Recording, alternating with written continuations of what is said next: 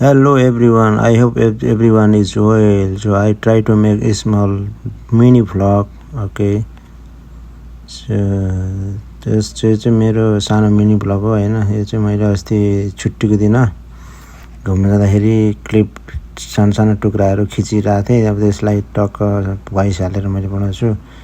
टक्क छुट्टीको दिन घरबाट निस्केपछि घुम्न निस्क्यो, बाहिर गयो। हामी चाहिँ ओरिएन्टलको माथि बस्छौँ हैन। टक्क त्यसपछि एकजना भाइसँग टक्क घुम्न गएपछि टक्क घुम्दै तपाईँहरूलाई म यो खोबरको चाहिँ लोकेसनको त्यो एरिया देखाउँदैछु। हेर्नुहोस् होला हैन, यति ठुल्ठुला घर हुन्छन्।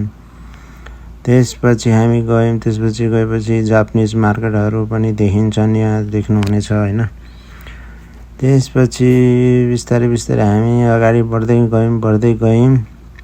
त्यसपछि हामी चाहिँ अब कता जाने भन्ने प्लान थियो, गयो। त्यसपछि रमणीय भन्ने एउटा रमणीय मलभित्र छिर्यो।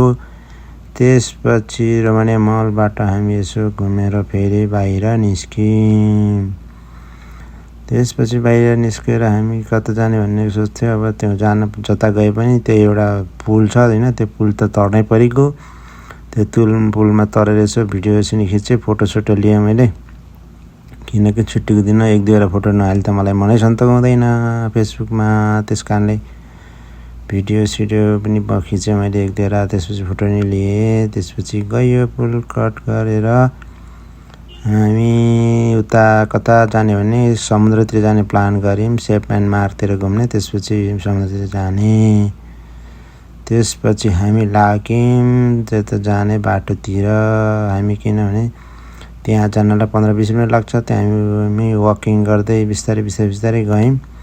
घुम्दै दाजुभाइ गफ गर्दै गयौँ। त्यसपछि हामी गएर सेप एन्ड मार्कतिर हामी ठ्याक्क पुग्न लाग्यो। सेप एन्ड मार्कमा पुग्यो। त्यसपछि सेप एन्ड मार्क पुगिसकेपछि घुमेर हामी बाहिर समुद्रतिर गयो।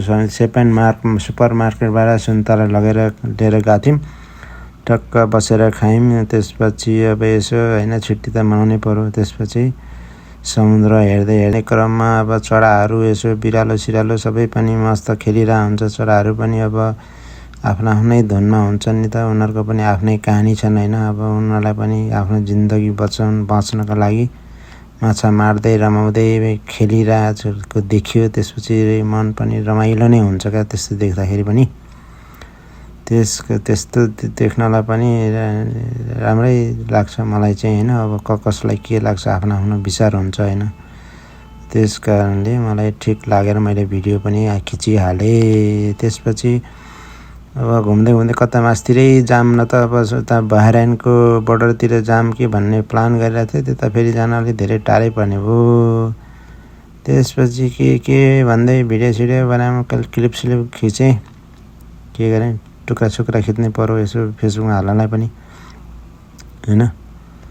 त्यसपछि चाहिँ अब कता जाने भन्ने प्लान भने अब किनकि अब त्यहाँको मस्जिद पनि बन्द रहेछ।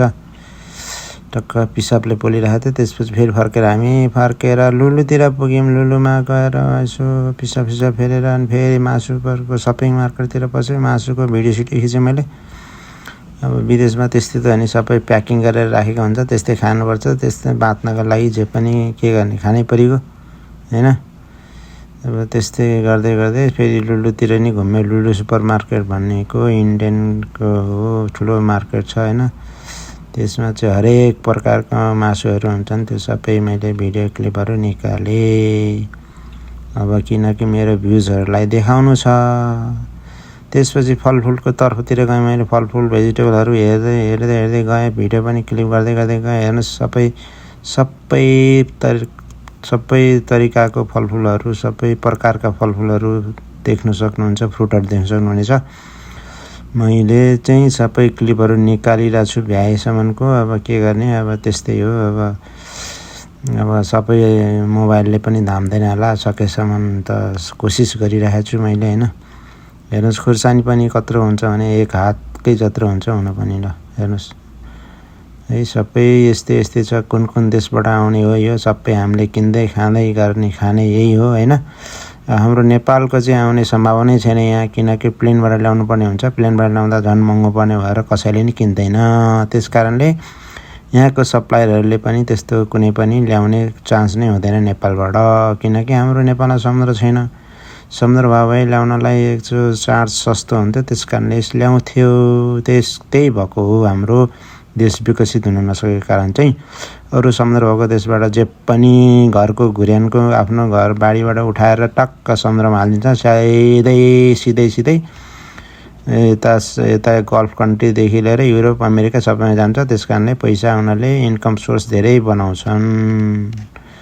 अब स्याउ हेर्नुहोस्, सबै चाइना कहाँ अमेरिकाबाट आएको स्याउहरू हेर्नुहोस्। अब हरेक प्रकारका स्याउहरू छन्। नेपालमा त्यस्तै स्याउहरू भुइँभरि छरपिट्ट छ, तर ल्याउने ठाउँै छैन। के गर्ने, त्यस्तै हो। हेर्नु, यो तित्री भन्ने चिज हामीले सानामा कतै खायो, अहिले यहाँ प्याकिङ पारेर बेचिरहेको हुन्छ होइन। त्यस्तै छ जिन्दगी। केराको हेर्नु, केराको प्रकारहरू पनि कति जातिका छन् भने साध्यै छैन, गनेर साध्यै छैन क्या। राता नि छन्, काला नि छन्, हरेक प्रकारका केराहरू पनि छन्। अब गनेर साध्यै छैन। तपाईँहरू आफै हेरेर गर्नुहोला। बेसारको प्रकार हेर्नुहोस्, चुकन्दर भन्ने रातो डल्ले मुला, हरेक चिजको यस्तो हामीले त देख्दै नदेखेको हाम्रोतिर त कति हुन्छ यस्ता जडीबुटीहरू पनि टन्नै हुन्छन् यहाँ बेच्न राखेको। के गर्ने, गिट्ठा भ्याकुरदेखि लिएर सबै थोक हुन्छन्, सबै थोक किनेर खान्छन् यहाँ। अब हाम्रो वहाँनिर सडेर गलेर गइरहेको हुन्छ, कसैले कहाँबाट चाहिँ सप्लाई गर्ने होइन। सप्लाई गर्ने ठाउँै छैन। त्यस कारणले नेपाल अलि पछि परेको कुरा बुझ्नु छैन। के गर्ने, देश विकास मात्रै भएन भनेर भएन नि। जुन जोगी आए पनि कानै चिरा भन्न जस्तै हो। हेर्नुहोस् ल, लौका सौका कुमिन्डो यस्ता फर्सी त कसले खाने हाम्रो बारी। Thank you for the watching. Next time see you some.